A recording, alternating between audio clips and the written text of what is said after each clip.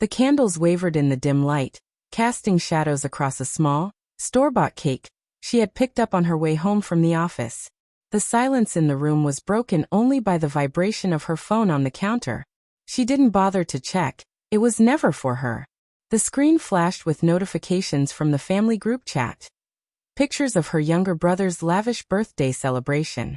Laughter, champagne glasses raised high, everyone glowing with joy. But not a single happy birthday for her. Elena Ramirez, 32 years old. A powerhouse in public relations. Able to rescue corporations from scandal, charm billionaires into opening their wallets, and shape headlines with a single sentence. To the world, she was unstoppable. Yet here she sat, alone on her own birthday, the cake untouched. Her younger brother, Daniel, the golden son, lived life with everything handed to him. He called himself an entrepreneur. Though none of his ventures survived a year, their parents adored him anyway. Every family gathering revolved around his so-called success. Elena's accomplishments, her promotions, her awards, even the house she bought alone at 30, barely earned a nod. She cut a slice of cake and whispered softly, "Happy birthday, Lena." The next morning, her phone rang. For a moment, Elena thought they had finally remembered. But her mother's brisk voice shattered that hope. "Elena, we need to talk about Daniel's 10th anniversary. We're planning something big. Everyone's contributing. We'll need about 20,000 from you." Elena froze. 20,000? Mom, that's... You make good money, her mother interrupted. It's nothing for you. Daniel deserves a celebration worthy of his achievements. Don't you want to support your brother? Her chest tightened. Support. She had been supporting Daniel her entire life, covering for him when he dropped out of college, lending him money he never repaid, rearranging her life to attend his events. And now they wanted 20,000 more. "I'll think about it," she said flatly, hanging up before her tears could fall. For the next week, Elena drowned herself in work.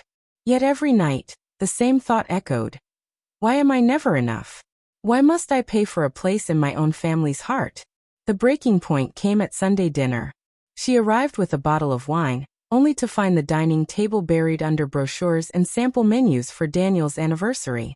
"Elena," her father boomed, hugging her quickly before turning back to Daniel. "We were just discussing the fireworks. Can you imagine the whole sky lit for their love?" Her mother clapped her hands.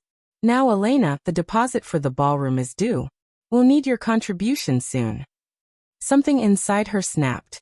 She stood, hands trembling, not from fear, but from years of silence. "Do you even hear yourselves? $20,000 for Daniel's party, again. And yet, last week was my birthday. Not one call. Not one word." The room fell still.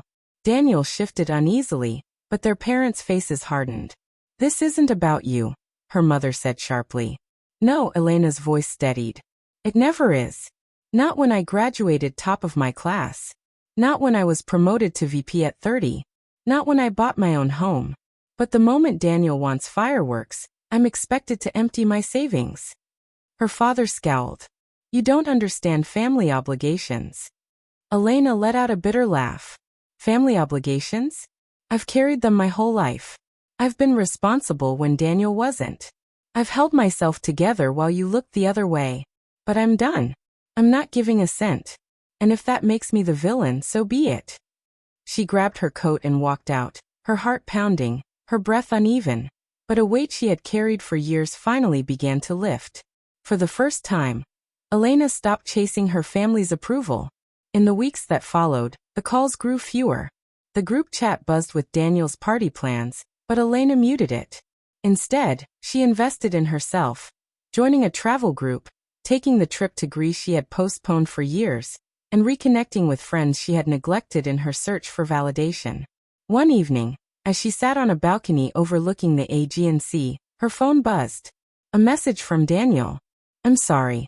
I never realized how much you've done for me. I'll never deserve it, but I'm grateful. I hope one day Mom and Dad see you the way I do." Elena smiled, tears welling in her eyes. For once, the apology felt sincere. She typed back, "Thank you. But I've finally learned I don't need their approval. I know my worth, and that's enough."